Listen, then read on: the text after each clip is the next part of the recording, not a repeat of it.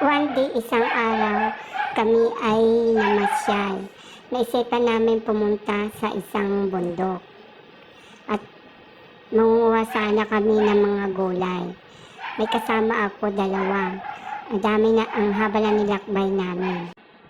Habang naglalakbay kami, tinitinan namin ang kapaligiran. Ang gandang pagmasdan ng kapaligiran.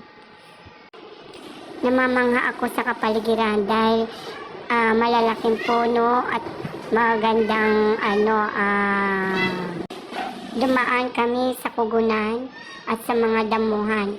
Hirap na hirap yung mga kasama ko dahil yung daanan medyo maputik at masikip. Probinsyang-probinsya talaga. Dumaan kami sa isang hagdanan na paakyat. Ang dalawang kasama ko ay hingal na hingal at pati ako hingal na rin. At pupuntahan namin ang kaibigan namin si Lola. Manghingi kami doon ng gulay. Kung inyong makikita, ang dalawang kasama ko ay nahirapan ng umakyat. Dahil ang daanan medyo may madulas at paakyat. At may kahirapan. At makitid ito. Siguro mga 5 minuto bago kami makarating sa itaas. Pagdating sa mataas na lugar, medyo hiningal na kami at makikita din dito na ang daanan ay masikip at ang mga bakod nila ay may yero at gawang yero. Pawis na kami dito at uhaw na kami dito. Makahanap lang kami ng gulay. At daw dito, marami daw ditong gulay at libre daw.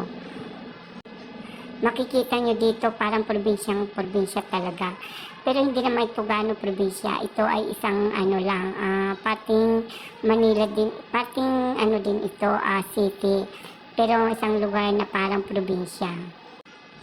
Malapit na kami dito sa may namin, patutunguhan sa pinupupuntahan namin. Medyo may kahabaan din ang nilakad namin. Pagod na kami. At ang dalawang kasama ko, hingal na rin. Malapit na kami dyan. Ayan na yung bahay, makikita na. Makikita na yung bahay na ibig namin puntahan. At dito raw marami daw gulay na makukuha dito. At makikita sa video ito, parang paulit-ulit lang, walang katapusan yung paglalakad namin. Kaya yung dalawang kasama ko ay pagod na. Kasi ang video nito ay parang paulit-ulit lang. Ilang taon kaya kami bago makarating. Ayan, nakarating na kami sa isang bahay. Makita mo, ang bahay, ang kapaligiran. Nandito si Lola. Hindi ko napakikita mukha ni Lola kasi ayaw niya pakita mukha ni Lola.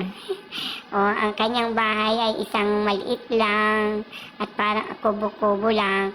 Pero ito ay puno ng mga gulay. Ngayon, pauwi na kami.